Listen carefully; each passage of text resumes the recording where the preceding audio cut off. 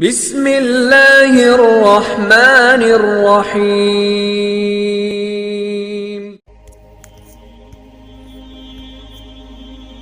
حابیل اور قابیل کا واقعہ قرآن اور بائبل دونوں میں ملتا ہے، اور یہ کہانی پہلی انسانی نسل کی دو اولادوں کے درمیان تنازع کی عکاسی کرتی ہے۔ یہ واقعہ انسانی تاریخ، اخلاقیات اور دین کے حوالے سے اہم سبق دیتا ہے۔ واقعے کا پس منظر: حابیل اور قابیل حضرت آدم اور حضرت حوا کے بیٹے تھے۔ آدم اور حوا کو اللہ نے جنت میں بسایا تھا، لیکن جب وہ جنت کے احکام کی خلاف ورزی کرتے ہیں تو انہیں جنت سے نکال دیا جاتا ہے اور زمین پر بھیج دیا جاتا ہے۔ زمین پر آ کر حضرت آدم اور حوا نے انسانیت کی ابتدائی نسل کی تربیت کی۔ حابیل اور قابیل کی قربانیاں۔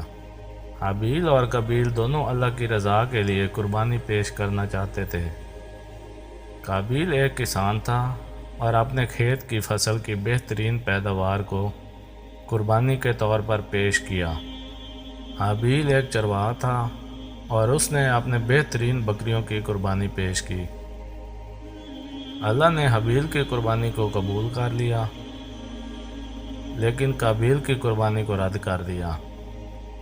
اس رد ہونے پر قابیل میں حسد اور غصہ پیدا ہوا۔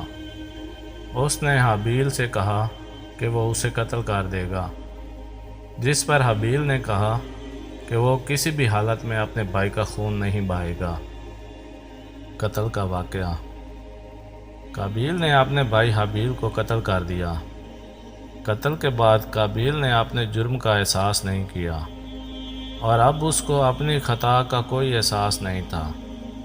اللہ نے قابیل کو ایک گزرنے والے پرندے کو بھیجا، جو کہ ایک مردہ پرندے کو دفن کرنے کا طریقہ دکھاتا ہے، اور اس سے قابیل نے سیکھا کہ اپنے بھائی کا جسم دفن کرنے کا طریقہ کیا ہے۔ سبق اور نتائج: حابیل اور قابیل کی کہانی سے کئی اہم سبق ملتے ہیں۔ نمبر 1، حسد اور غصہ۔